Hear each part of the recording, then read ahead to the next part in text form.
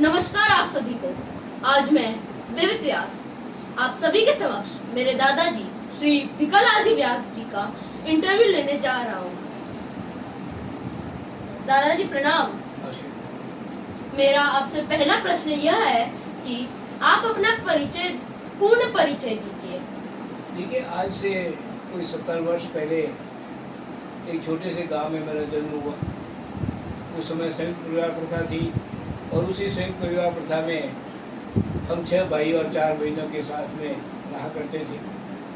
छोटे से गांव में ही हमारी प्रारंभिक पढ़ाई शुरू हुई और उस समय की जो परिस्थिति थी उसके अनुरूप जीवन यापन करते हुए हम आगे।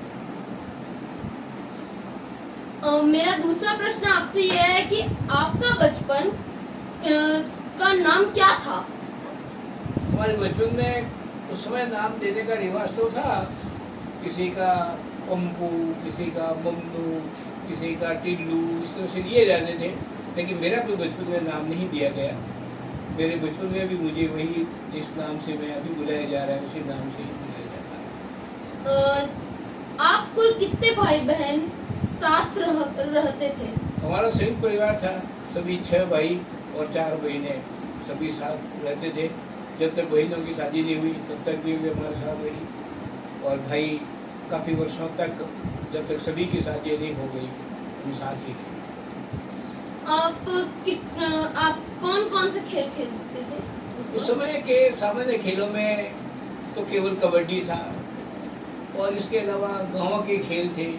मारदड़ी, संतोलिया या छोटे छोटे पत्थर के टुकड़े लेकर के और उससे चर भर खेलना, शेर बकरी के खेल खेलना, हाथ की अंगुलियों से निशान बना करके या कच्चे आंगन के अंदर लाइनें खींच करके खेल खेलना, इस तरह के ग्रामीण क्षेत्र ही अधिकांश चलते थे।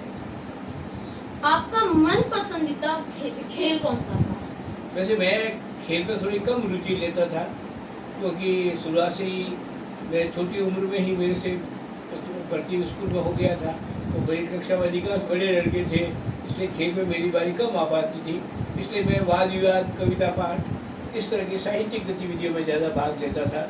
वैसे खेलने के नाम पर मुझे आंगन के खेल, जो घरेलू खेल होते थे, वो ज़्यादा पसंद थे। आपके किन्हीं 5 मित्रों के नाम बताइए।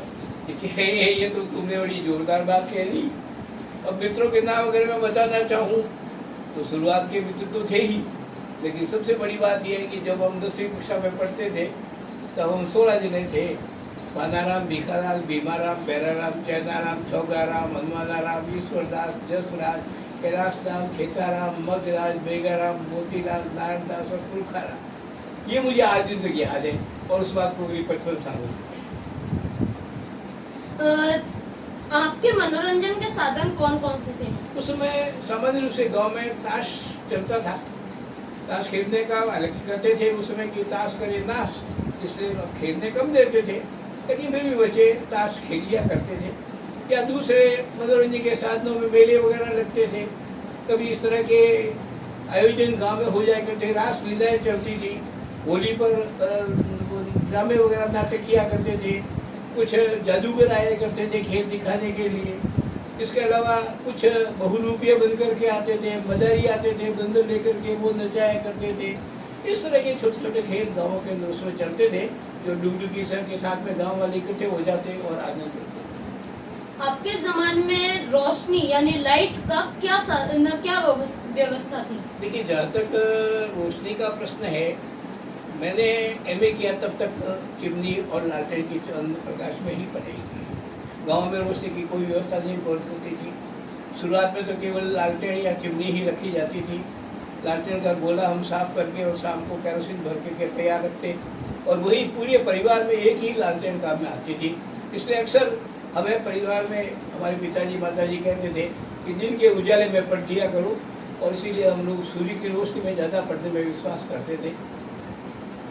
आपके वक्त पढ़ाई की क्या सुविधा थी?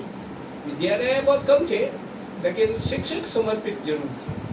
सबसे बड़ी बात ये थी कि उस समय हम लोग पूंजी में समझते ही नहीं थे, पासबुक में हम समझते ही नहीं थे।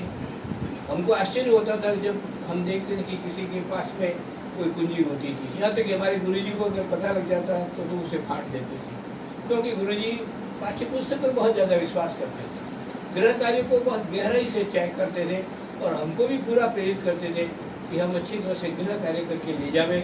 विद्यालय में पढ़ाई पर बहुत ज़्यादा वो ध्यान दिया करते थे, इधर उधर की बातें बहुत कम होती थी, वर्तनी को सुधारने के लिए बहुत प्रयास किए जाते थे, सुलेख लेखन का बहुत प्रयास होता था और याद करने की परंपरा उसमें ज़्यादा थी, क्योंकि पौशाल सिस्टम जो था उसमें गुरु साहब के वहाँ पर जो पढ़ाई हुआ करती थी, पहाड़े सवाए एक के नीचे इस तरह के जो हुआ करते थे वो ज़्यादा चलते थे। इसमें कंठस्थ विद्या को ज़्यादा महत्व दिया था। आप स्कूल कैसे जाया करते थे?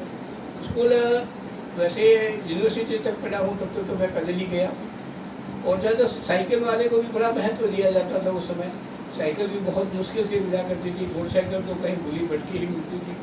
मैं अक्सर पैदल ही गया हूँ, चाहे यूनिवर्सिटी तक का एग्जाम दिया है, मैं पैदल चल करके और थैली में बस्ता लेकर के ही स्कूल। आपके अध्यापक आपसे कैसा व्यवहार करते थे?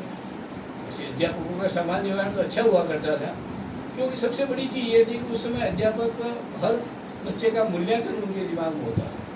कक्षा में कौन बच्चा कितना प्रोग्रेसिव है, उसकी कैसी पढ़ाई कर रहा है, ये करीब सभी उसको जानकारी हुआ करती थी। सजा भी होती थी, लेकिन सजा को हम लोग बड़े सहनशीलता के साथ स्वीकार करते थे और घर जा करके उसकी शिकायत नहीं करते थे।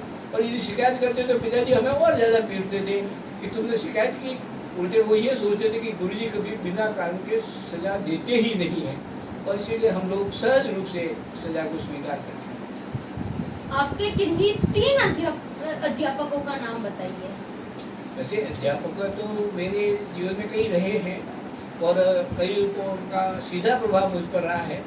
एक नसीर राजी पुरोहित, जिन्होंने मुझे राजस्थानी कहानी लिखना सिखाया और जो मैं आज दिन तक पालन किए जा रहा हूँ। एक बक्ता वरदान जी थे, जिन्होंने मुझे टेंस और टेंस को सारे इंडेफिनिट, परफेक्ट कंटिन्यूस और पास्ट ये इस तरह से उन्होंने पूरा समझाया, जिनको मैं छठी कक्षा से ही याद कर रहा हूँ।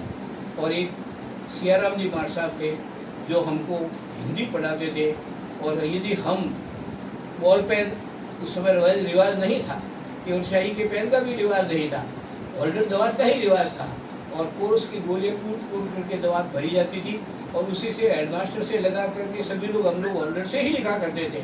लेकिन यदि कभी किसी के पास पेन दिख जाती थी तो पेन को पत्थर से तोड़ देते थे और कहते थे होल्डर से लिखो। उसी का परिणाम है कि आज मेरा हस्तलेखन काफ़ी अच्छा है।